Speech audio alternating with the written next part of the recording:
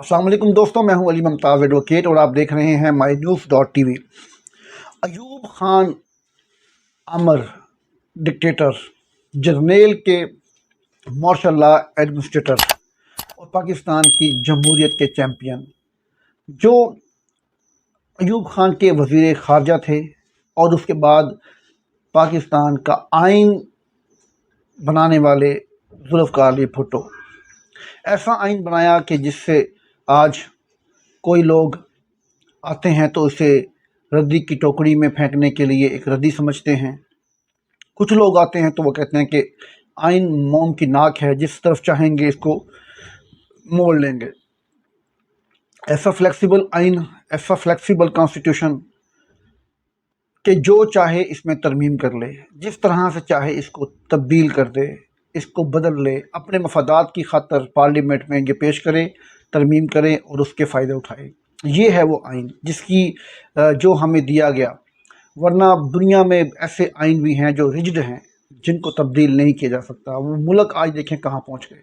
और जो हमें आइन दिया गया वो फ्लेक्सिबल है, जब जब चाहो तब्दीली करो। पहली तब्दीली, पहली तरमीम, दूसरी तरमीम, तीसरी, यहाँ तक कि 22वीं 23वीं तरमीम भी इसमें हो चुकी।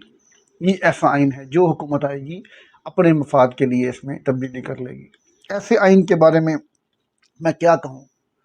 ऐसी जमात जिसने हमें आइन दिया, वो आइन दिया जो आज पाकिस्तान में नाफिजुल अमल है। इस पे कौन अमल करता है कौन नहीं, ये तो आप मुझसे ज़्यादा बेहतर जानते हैं। आज पाकिस्तान की तारीख़ में तकरीबन 40 साल से इक़्तिदार में रहने वाली सिंध की जमात पीपल्स पार्टी, आज मुसलसल 14 साल से सिंध में इक़्तिदार पे फाइज जमात पीपल्स पार्टी, एक बारिश ने उनका सारा पोल खोल के रख दिया। कराची डूब गया। कराची में गाड़ियां तैर रही हैं, बिल्डिंगें तबाह हो रही हैं, बिजली नाम का कोई लेना देना नहीं, कोई बिजली नहीं। सड़कों पर अलाइशें, खून, कुर्बानी के इस वक्त जो कुर्बानी के 3 दिन थे, इन 3 दिनों में पाकिस्तान की तारीख़ में इससे ज़्यादा बदनज़मी का आलम कभी ना कभी देखा किसी ने, ना कभी को देखेगा। अलाइशें रोडों पर तैर रही हैं, लोगों के घरों में बीमारियां, लोगों के घरों में बदबूएं, गंद, गलाजत, हर तरह की जलालत। रोशनियों का शहर था, क्या बना दिया। पाकिस्तान का सबसे बड़ा, पाकिस्तान का हब, पाकिस्तान को पालने वाला सबसे बड़ा शहर आज ऐसे दरिंदों के हाथों में है कि जो इसको रोशनियों के शहर से बनाकर बर्बाद करने पे तुले हुए हैं, बर्बाद करने के करीब पहुँचे हुए हैं। और हमारी सियासी जमातें सियासत कर रही हैं। अवाम की किसी को कोई फिक्र नहीं, कोई पुरसाने हाल नहीं, कोई पूछने वाला नहीं। क्या बनेगा इस मुल्क का, किस तरफ जाएंगे हम लोग। क्या ये मुल्क इन लोगों के लिए बनाया गया था कि ये लोग यहाँ पर हुक्मरान रहें। क्या भुट्टो आज भी ज़िंदा है, कल भी ज़िंदा था, क्या भुट्टो हमेशा ज़िंदा रहेगा और मुल्क की बर्बादी होती रहेगी। आवाम को सोचना चाहिए, आवाम को वोट देने से पहले कम से कम अब फैसला करना चाहिए कि इनके वोट का सही हकदार कौन है।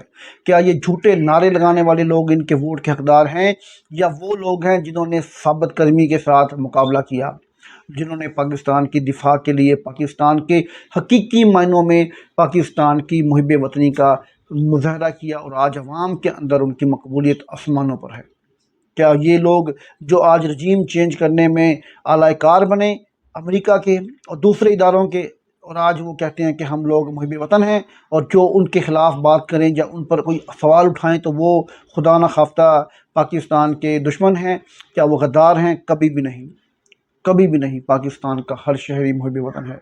हर गरीब आदमी जिसने यहीं मरना है, यहीं जीना है, जिसके बच्चे भी यहाँ हैं, जिसके वालिदैन भी इस मुल्क में हैं, वो मुहिब वतन है।